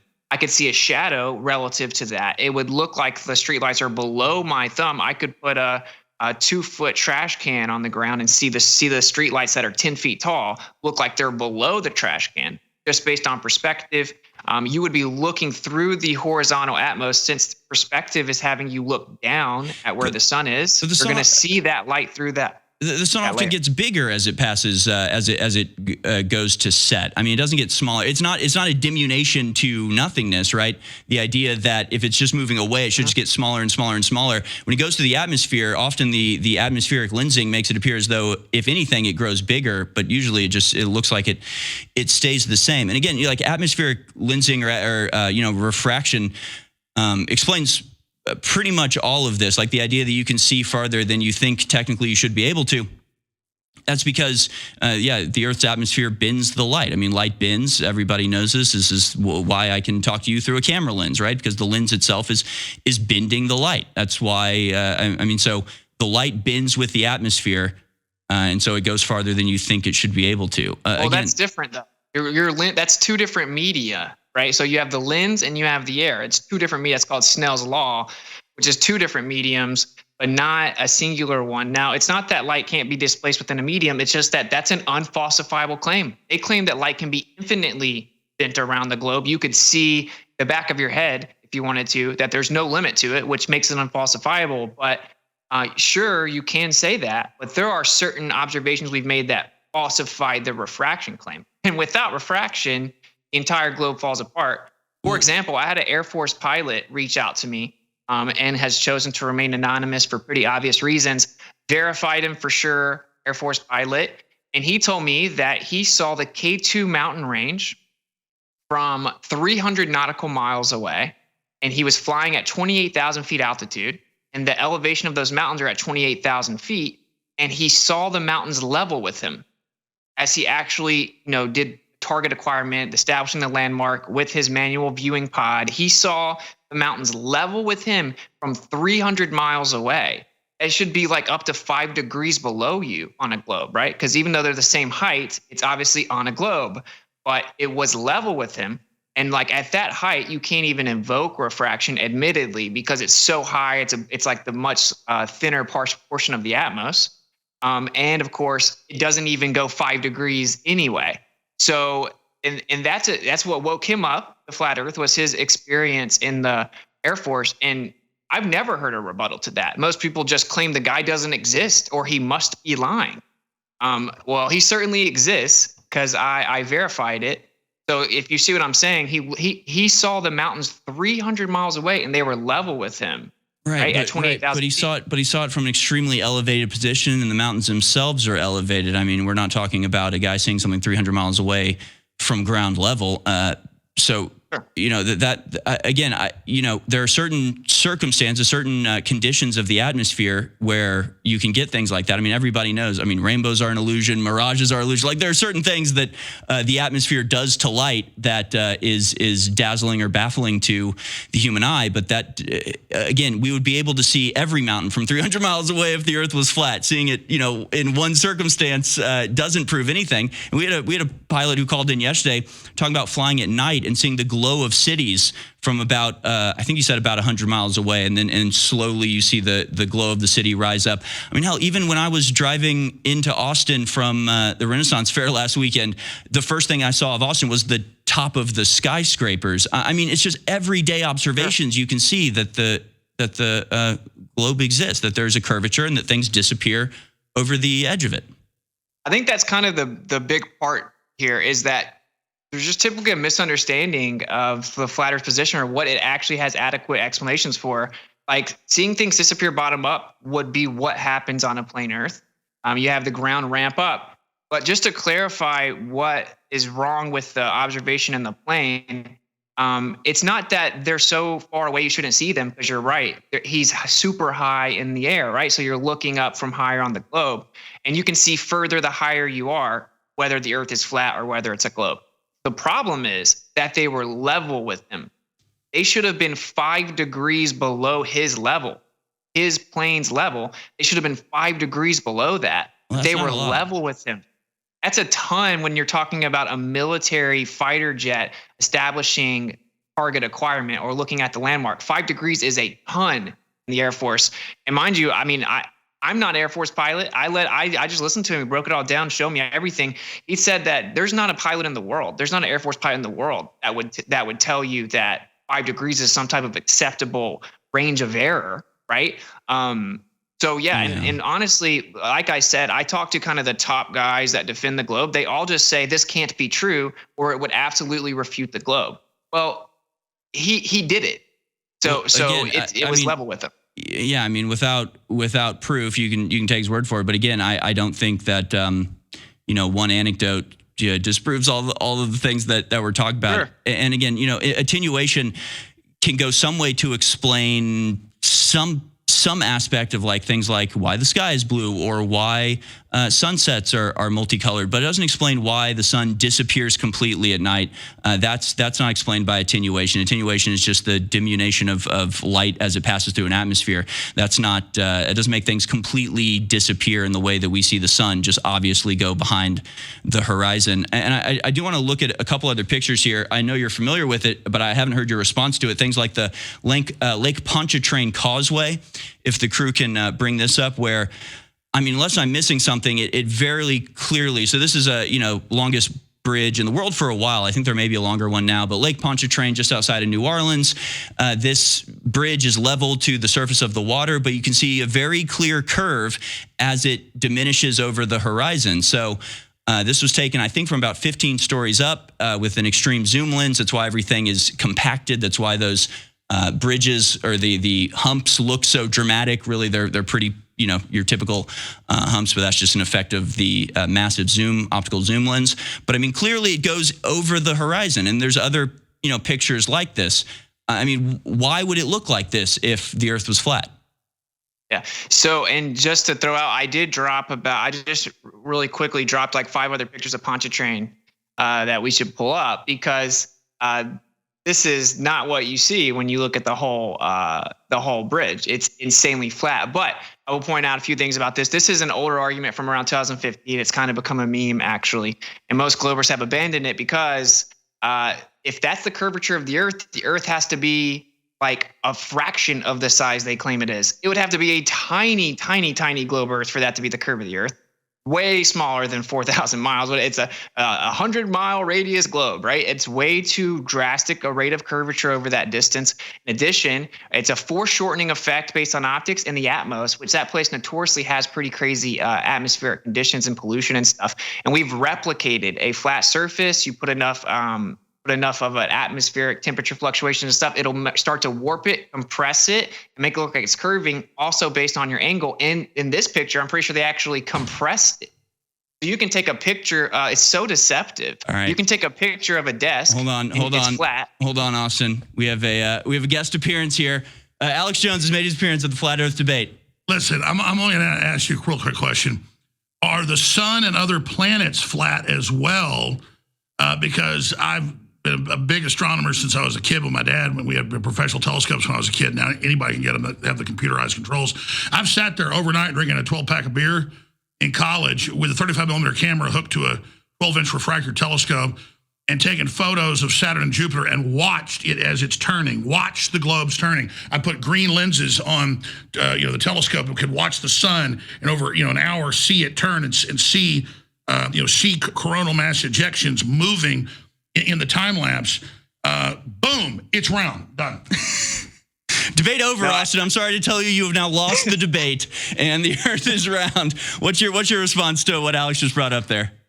Yeah, the sun could be round, and it doesn't mean that the Earth is, right? So it's and also, by the way, the Earth can be round and flat. Of course, it could be a plane shape, it could be a plane circle, but yeah, I mean, I agree that they look like they could be spheres. They certainly look like discs in the sky. They have cycles, but they all move around the Earth. The Earth's in the center, right? It is illogical to look at the ceiling and be like, well, that's what the Earth is. Right, but so again, you can plot the paths of the planet from the Earth and you can predict them and everything, but it makes so much more sense when you take the sun as the center. Everything's in a perfect little circle. Everything's concentric. It makes a hell of a lot more sense than trying to plot things from a geocentric, which, I mean, how do you explain the way that the planets move in and then away from us and then towards us and away from us? I mean, you can say torus field, but frankly, that's just not a good enough explanation. The magnetic force, right? So there's a book by a PhD professor that is called Relational Mechanics. He breaks all this down. The specific force, Lorentz magnetic force, shows the dynamic equivalence of the planetary motion from a stationary position. Relational Mechanics, Andreas Seiss. And there are many other papers like that exist. So the ironic part is it actually works better. This is what I like. It works way better. You don't need dark matter. You don't need dark energy. You don't need expansion. You don't need all these made up pseudoscience fairy tales. Gravity's been disproven. Everyone knows relativity doesn't even work. We don't have something better. Wait, what do you mean? What do you mean gravity's been disproven? I mean, gravity exists. The theory of relativity. The theory of relativity has been disproven, just like Newtonian gravity was disproven before that. Right. So these are refinements of theories to explain natural phenomenon, but gravity exists, right? And it's different than electrostatic attraction. It's different than magnetic attraction. It's something else, right? No, I wouldn't say it's. It's the effect of things falling to the Earth, right? And it's little g, gravity. Of course, it exists. We use it for engineering. We use it to determine weight. Of course, it 100% exists, but why? What is it? Is there a force pulling everything down to the Earth? Well, that's what the globe needs. The evidence for gravity is the way that it's been defined is that, well, the Earth can't be a globe without it. But no, actually, density causes things to go up and down, and electrostatics. Why does density cause things to go up and down? Because of buoyancy. So the relative density of the object with the medium, the pressure mediation causes it to go up or down like a ping pong ball floats in water, golf ball. Because of gravity, because buoyancy is an effect of gravity, because without gravity, there'd be no reason for it to go up or down. It would. Wait. We got to. Okay. So the principle of density, right? Mm-hmm. Long predates the idea of gravity, but eventually we did throw little g in there. Like I'm saying, little g isn't a problem for flat Earth at all. It's just the downward acceleration. Little g is not the cause; it's the effect. Everyone knows the effect exists. Things go down when they have weight. Gravity, gravitas, means heavy. How heavy something is. Weight. We don't dispute that. We dispute the claimed cause of gravity, that the bending and warping of concepts called space and time somehow create illusions where everything shrinks and slows down and makes things fall to the earth in a straight path that's curving at the same time. That's just all pseudoscience. I actually did I want to plug the level documentary. I did a test there where we did actual science, and I used a Van de Graaff generator, which manipulates electrostatics, and I made the object change weight, fall at a different rate, go up and down just by manipulating the electric field. And that's what we have on the Earth. We have an electric field that has a 100 volt per meter increase, and when I flipped it with my Van de Graaff generator, it made the object float. So I proved that that's a cause of things falling down and why they fall down, and that every object that exists is electrostatic. So, I mean, there's just so many things wrong with that. Obviously, it's not buoyancy. Buoyancy only exists because of gravity. If you had a tank of water out in space where there's no noticeable gravitational force, then you could put a beach ball in the center of the water. It would stay in the center of water. There would be no up for it to float to. So, buoyancy is an effect of the gravitational pull of the Earth. Gravity is obviously not electrostatic. You can counteract gravity with forces. Obviously, I can counteract gravity by picking this up. That doesn't mean gravity doesn't exist. You can't affect gravity itself with electrostatic or electromagnetism. You can't block gravity with a lead wall, right? Nothing blocks gravity. So, it's just obviously not electrostatic or magnetic or any other force that we can manipulate, because we can't manipulate gravity, except, they probably can with the Bell experiment and other, secret technology that they have, that we all know that they have. We'll be back on the other side. One more long chunk of this debate, and we'll get into the PSYOP aspect. Out of my mind, out of my, yeah, it's B.O. I'm out of my beat, out of my mind, I'm out of my mind, out of my mind. All right, folks, a little B.O.B. to bring us in. He started this whole conundrum. I thought that was appropriate. One of my favorite songs, actually. I love this song. Austin Witsit is my guest at Witsit Gets It on X. WitsitGetsIt.com is his website you can go to. We've covered a lot of topics here. There's really only one more that I hear brought up quite a bit that I'd like to get into, and then I want to get into the aspects of the conspiracy that would be necessary to contain this lie if the round Earth is in fact a lie. But let's talk about sort of one of the other claims of the Earth's atmosphere existing next to a vacuum. Again, this seems on first blush, it's like, oh, yay, wait, why does that happen? How is that the case? We've got an atmosphere here. We've got a vacuum in space. What is it that stops the atmosphere from going into the vacuum of space? But we get that pressure goes down as we travel up in altitude, right? We get that the atmosphere gets thinner as it goes up. I don't think you dispute that. So, that makes perfect sense to me. I know, you say that to have air pressure, you have to have a container. But are there containers that are pressurized where there's a gradient? Because there's a gradient in our atmosphere that pretty well explains how the atmosphere sticks to Earth. It's gravity. It doesn't require a container. It requires a force. And in this case, that force is gravity. Yeah, sure. So you can have a gradient, of course, but you need gas pressure to have a gradient. So it's delta X, change in X. So you need X. You need the gas pressure. And what we're saying is the antecedent, the requirement for gas pressure is containment. You can absolutely replicate a pressure gradient in a container. You cannot replicate one without a container. And we see that the dispersal of gas is omnidirectional. It goes directly up. In the face of this alleged force that's not a force that's pulling everything down. Supposedly gravity is holding air, gas, next to a vacuum, but gas disperses in all directions instantly. So yes, we do have a pressure gradient on the Earth, but the requirement for that is an actual contained system that the gas can then begin to attempt to equalize within and give you a gradient. Just like if you have liquid propane or any type of gas, not liquid, but any type of gas in the container, there's going to be a gradient. There's going to be more gas at the bottom because of gravity confined within that. But it's not, but it's in a container. So as soon as I remove the container, right, it's going to disperse. Obviously, that's why sodas make the little shh sound, right? Because the pressure is equalizing to the pressure around it. So that's our point, is that you can say gravity, but where gravity is supposedly the strongest at the surface of the Earth, gas goes in all directions, including directly up, and it goes directly into a vacuum. Gravity's not holding it down there. But supposedly where gravity is weaker, next to a 10 to the negative 17 torr vacuum, somehow it just sits there and it doesn't go and fill the available space, which is antithetical to, Well, gas law. it's just a countervailing force. I mean, if you have a molecule of air that floats up to the top of the atmosphere and then floats out of the atmosphere, and now it's not surrounded by anything, it's all, for all intents and purposes, in a vacuum, it's still being affected by the gravity to Earth, and it'll drift back to Earth. I mean, what is the force that's pulling it away from the other air molecules in a vacuum? I mean, again, this really doesn't seem all that complicated to me. I mean, the gravity pulls the air down. The air, close to the surface of the planet is thicker because that's where gravity's pulling everything. But air is light enough to float because of buoyancy or density. It doesn't all fall straight down to the Earth. This is just an effect of gravity. Again, you don't need a container to explain this. You just need a force that is working on the molecules to keep them attached to Earth, right? I mean, again, I don't get how this is. A container is not necessary. Like I said, though, like we're claiming a force is pulling the gas down to Earth, but gas goes in all directions, including directly up and violently. It's the second law of thermodynamics. To quote Arthur Eddington, any idea or theory you have that's contrary to the second law is just completely, inexcusable and dead on its face.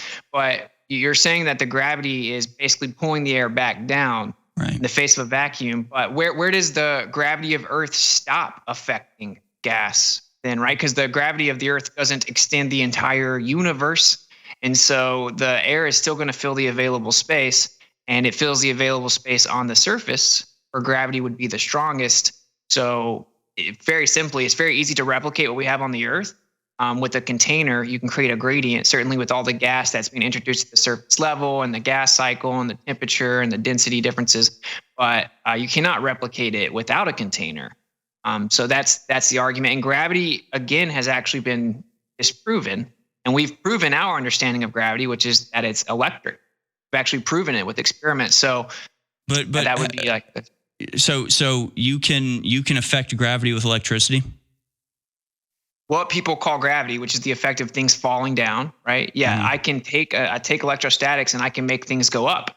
And actually, when you brought up the bell, that's what they did. They actually used what they call ether physics. I have a really good book on it. It's called The Bell. And they used electrogravitic propulsion. So of course, the Nazis back in like as early as 20s and 30s, they had these UFOs. They were using the electric nature of the environment to make things quote unquote levitate and defy material physics. They weren't using an anti-gravity device that bit space and time. It was electrogravitic propulsion. They actually they called Einstein's theory mysticism, and they applied what they called ether physics. That's been hidden and suppressed. They went in and grabbed all of Tesla's work, and now they say that Einstein is correct. And of course, we have no technology. All the technology the military is using for these devices, I guarantee you, is electric. Because like I said, in science, you have a naturally occurring observable phenomena, dependent variable. You try to figure out what causes it. So things fall down. What causes it? Well, let's say it's electrostatics. Let's test it. We're going to manipulate that. I did that, and I can make the object go up and float. I can make it fall down faster. And on the Earth, we have an electric field. And everything that exists is electrostatic. Everything's electric. Right. So it would be insane to think that it doesn't have something to do with everything being electric, because that's 10 to the 36th power stronger than gravity's even claimed to be on the smallest scale. So it's one of the biggest exceptions. Right, but that doesn't disprove gravity. Again, electric currents have or electric they have properties that gravity doesn't have. So it just can't be the same thing, and you can't block it. You can't really affect it. I mean, there may be hidden technology like the bell that are able to manipulate gravity, but they're not doing it in a way that is easily replicable, I don't think. And again, you can counteract the force of gravity, but I don't think you can actually manipulate it. I think that might be an illusion of what's happening there. But all of this to the side, all of the perception versus reality, or what we can see and what explains it, the conspiracy necessary to keep this lie going. If round Earth was a lie, it is so impossibly vast. I mean, it just makes no sense. There's no payoff for it other than maybe moderately affecting people's willingness to believe, which again, it's like, the idea that we're in a firmament or that we're the center of the earth. I mean, nothing in God's creation, proves God. That's sort of like one of the aspects of it, right?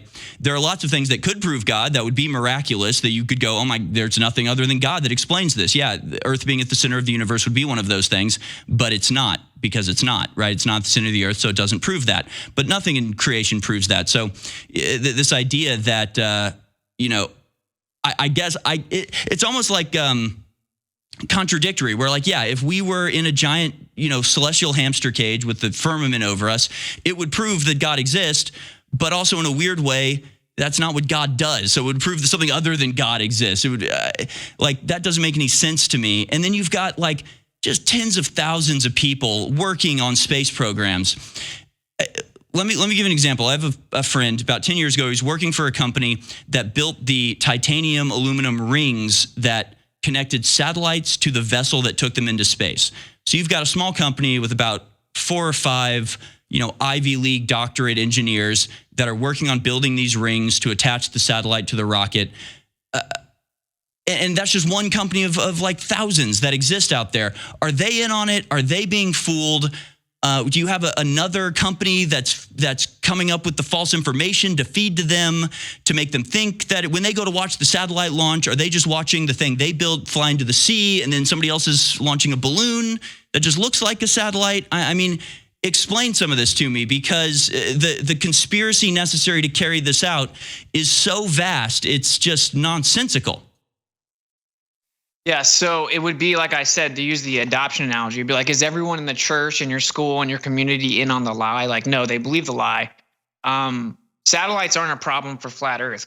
I know that many flat earthers will say that, they don't necessarily believe in them and that they think there's a lot of balloons. And there is a classified, very, very advanced balloon project that is going on, and it is conducting a massive surveillance on the public. This is just a fact, but and like immense fleets of military surveillance balloons, and NASA's the #1 purchaser of helium in the world, and this is true. But satellites are not a problem for flat Earth. That's just a belief that it is, but it's not. Actually, the satellite equations use geocentric physics and equations. They use real inertial forces, as if the Earth is stationary in what's called an Earth-centered, Earth-fixed frame, or an ECI, Earth-centered inertial frame. And it's not to get all into the technical aspects. Satellites are not exclusive at all to a globe Earth or a moving Earth. In fact, it's exclusive to a stationary Earth based on the physics and equations they use. And then for it to be on a plane Earth, it would just be an ellipse. But to answer your question precisely, wait, hold on. It would be an ellipse? I mean, what does that mean? So satellites exist. They're floating above us, above the atmosphere, but they're just continually circling a plane? Yeah, they certainly could be, right? Like I've seen Starlink myself. I've watched launches myself. I know that there's what people call Starlinks in the sky. It's not a problem at all, because it's just a coordinate system transform from a globe to a plane, and the actual physics and equation treat the Earth as if it's stationary. No, it doesn't. That should be significant, because it's not just, it's a coordinate system, you can treat it like that because it's from the Earth. No, it's using physics in the equations, and specifically inertial forces, which do not exist in the relativistic globe model, which means if the satellites are up there and they are working, if they're proof of anything, to quote PhD astronomer Gerardus Bow, it's proof that the Earth is stationary and the universe is geocentric. But those people that made the pieces aren't. See, that's a completely fallacious extrapolation. I mean, so ECI, right? Earth-centered inertial coordinates versus ECEF, something like that. Earth-centered, Earth-fixed, right? So both of these are coordinate systems for a spherical Earth. The only difference is one of them takes the spin of the Earth into account, while the other one doesn't. First of all, that this it requires a spherical Earth, first of all, right, for these coordinates to make any sense. They also take into account the spinning of the Earth, meaning it's not stationary. One of them doesn't take into account the spinning of the Earth, but it's not because it's not spinning. It's just because that's not the coordinate system just doesn't rely on the spinning of the Earth. And regardless of any outcome of those, that has nothing to do with whether the sun is circling the Earth. It's about satellites. I'm not talking about the sun. I'm saying that You said the actual geocentric physics universe. Well, yeah, I'm saying that's because they use forces of a rotating universe. They actually treat the universe as if it's rotating and creating real inertial forces, specifically centrifugal, Coriolis, and Euler forces. And in the globe model, those are fictitious forces. They're not real. In a stationary Earth model, the universe is actually rotating around the Earth, creating angular momentum.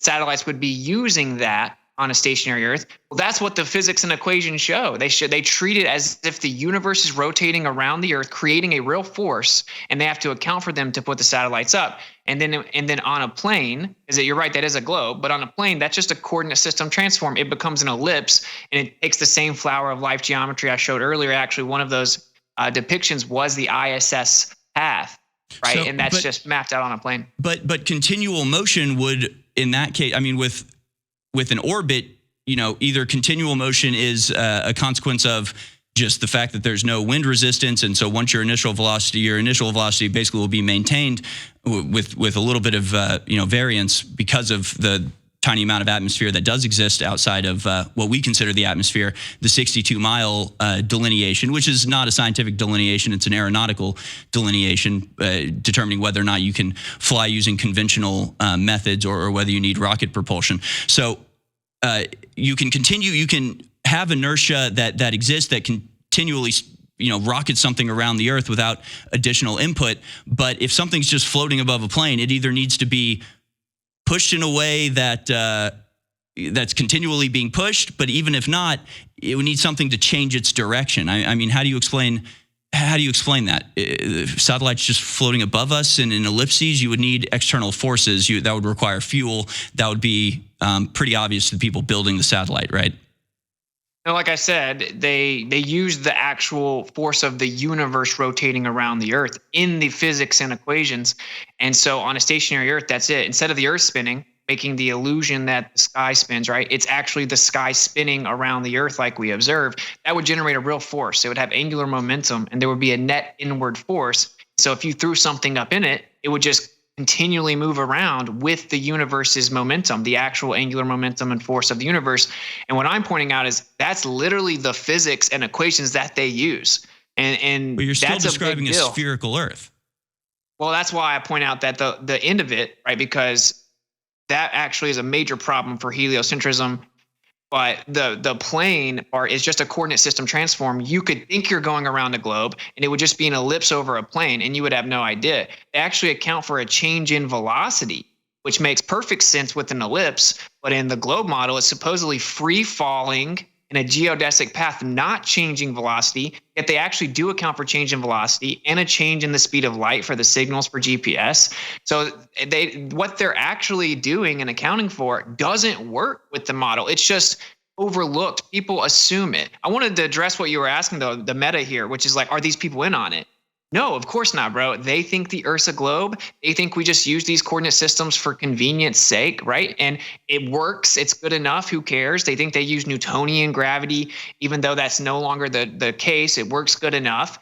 And people make little pieces for it. That's one of the main arguments for Apollo. It's like there were 300,000 people that were all in on it because they made pieces. It's like, no, they compartmentalized the job to everyday Americans, so you would ask me that question, right? You would think it's legit. That's not how compartmentalization works. I mean, compartmentalization is an aspect of like the military and secret operations. The people who are compartmentalized know they're compartmentalized. The people who are building satellites are in communication with the people building the other parts of the satellite, and they observe it as it flies, and then they get readings, data readings to determine whether or not the mission was successful. So they would have to be fed fake information, or like what happens to this? I mean, they think they're launching a satellite into orbit. Are they not? Or is there a parallel industry that's doing the real math and feeding them the fake information? I mean, you get this whole thing just sort of falls apart the more you think about it. And that's not even getting into the secrecy aspect, where you'd have to,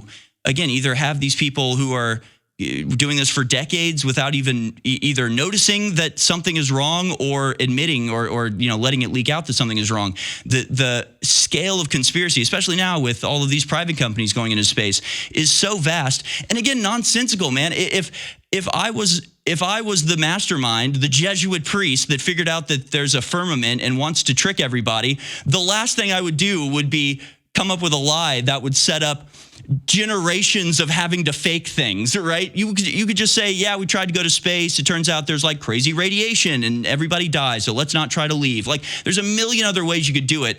You're thinking they went with the strategy of let's fake space travel for the next 100 years, on a continual basis. As a conspiracy theorist, as somebody who sits here and thinks and talks about conspiracies every day, this falls utterly, pardon the pun, flat. This makes no sense as a conspiracy at all. Well, I strongly disagree, brother. Like, for one, let's not conflate like if satellites are up there with space travel. Those are fundamentally different things. I mean, they're not really faking space that much. They claim they went in the 60s and haven't gone back for 50 years and destroyed the technology and blah, blah, blah. We've caught NASA faking it. So I encourage everyone to investigate that. You can actually go to my channel. I have a NASA fraud series I just started. We have objectively caught them faking things using wires, harnesses, green screens, bubbles in space. And people laugh because it sounds so ridiculous. Well, you know how many things you laughed at when you first heard and you found out it's true? If I told you the world was going to shut down overnight and start using prison terms like lockdown, you would think I was crazy as well. We've caught NASA lying and faking it. And really, they've got to put it off. They just kick the ball down the road over and over and over. They kick the can down the road, right? Oh, the moon mission's delayed again. So they haven't had to fake that much. And I don't even contend that satellites could be up there. It's not a problem. And the people that are working on it aren't in on it. To quote Gene Kranz, the Apollo flight director from the Apollo missions, he said, the simulations are so good that no one in the control room can tell the difference between the simulations and the real thing. And the astronauts have come out and said that when they supposedly were going on these missions, they thought it was fake. They couldn't even tell the difference.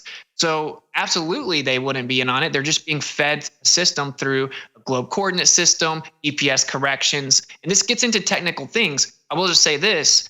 They're good questions. And I think if you're open-minded about your questions and open to the answers of them, when you really do dig into it, you find out, oh, wow, they're making corrections for the Sagnac effect because it doesn't work and it shows different distances. They're making meridian corrections in the south because the distances don't work like they should on the globe. They're actually running it through programs to correct and then put it out to the people on the other end as if it was, in fact, the globe that's working. And these are provable things that require diligent research. So I don't think that the lie is really going to require that many people be in on it. They just believe the lie, right? And by the way, many people have found out it's not true. We've even had people that were astronauts come out and say, anyone telling you they're going to outer space, I guarantee you, is lying. We've had a Polish astronaut come out and say, I wasn't expecting this question, but yes, the Earth is flat. No one's going to outer space. I think that let me say this one more thing, dude. You might find this interesting. I went and talked to astronauts myself, okay, and I caught them lying.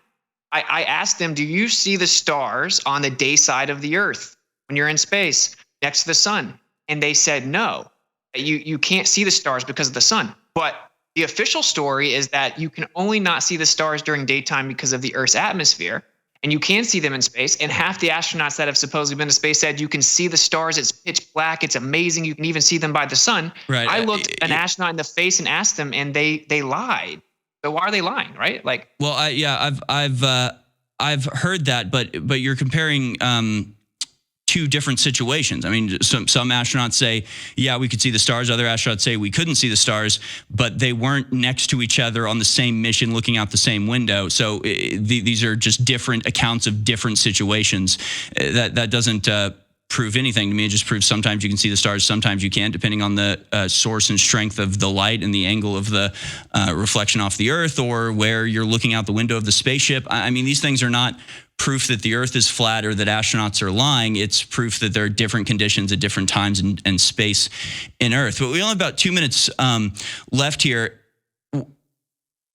do you think that this is a valuable thing to spend time on? I mean, we know all of the things going on in the world, and we probably agree on 99% of things. It's just this one thing that we disagree on, which to me, again, the fact that this came out of nowhere, that nobody talked about flat Earth before. I mean, and you can do the reason. You can look into the archives. Nobody talked about flat Earth. The Flat Earth Society existed. You say it's a CIA psyop, but it's also the font where most of these arguments came from. So that isn't exactly, positive for the flat Earth model. Divide, distract, discredit. It's a divide and conquer influence operation. It's something that splits our audience down the middle, and suddenly we're talking about flat Earth instead of things that are actually important. I think this has been an extremely successful psyop launched around the time that the Smith-Mundt Act, Modernization Act, was passed, allowing for propaganda in the American media landscape. That doesn't really, that allows the government through their liaisons in the media to actually lie to us, but they're not doing that. They're saying no ancient civilization ever knew that the Earth was flat. They're blatantly lying about it and misrepresenting it. They do clearly use it as a way to discredit other conspiracies, but it's just like, oh, I bet you're an anti-vaxxer. Like, just because someone uses it that way to dismiss people doesn't mean there's no validity to it. As to the PSYOP, what I'm going to reiterate is, if it's a PSYOP, it's not working very well, because everyone that finds out that the Earth is a geocentric stationary plane are taking their children out of school. They're homeschooling. They're not falling for medical like PSYOPs. They're not falling for any of the stuff going on, the political shenanigans. They see through all of it. And it brings them all back to a very founded spiritual aspect of their life. And again, you asked me if I think it's important. I do think it's important, bro, because I could very easily talk about other things, right? And I wouldn't be nearly as kind of put into a corner, but I don't, because this unravels. We're coming to the end of the show here. I just want to thank you for doing this. This has been extremely fun. I know it's been extremely popular. Austin Witsit at Witsit Gets It on X. Go follow him.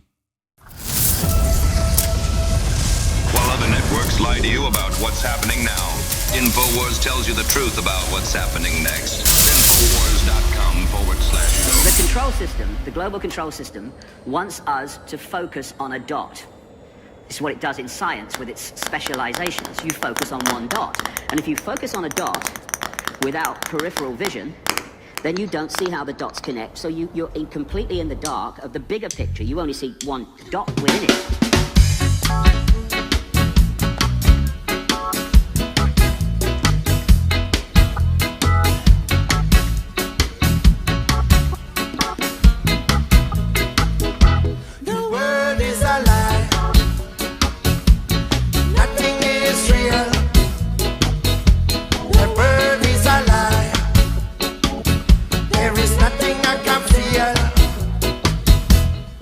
Mama didn't tell me that the world is unreal. Imaginary story, lies and unreal. Through the lies and the truth and fairy tale lies, don't have a Prince of Wales. I never get told what is real and true. That's why I put truth out of the blue. Never really did. No one really cares what our heart it hurts. This world is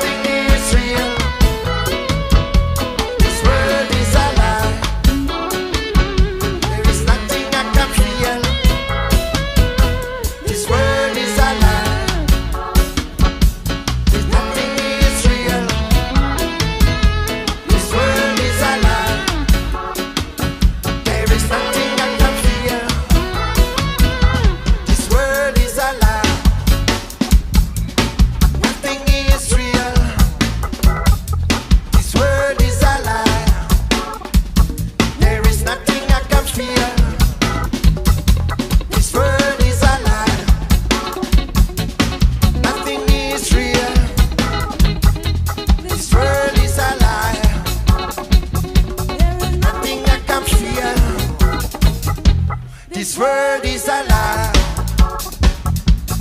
Nothing is real. This world is a lie. Nothing I can feel.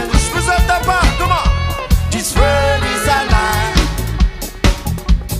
Nothing is real. This world is a lie. There is nothing I can feel. Merci beaucoup. Merci. The control system, the global control system, wants us to focus on a dot.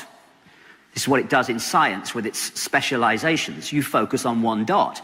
And if you focus on a dot without peripheral vision, then you don't see how the dots connect. So you're completely in the dark of the bigger picture. You only see one dot within it.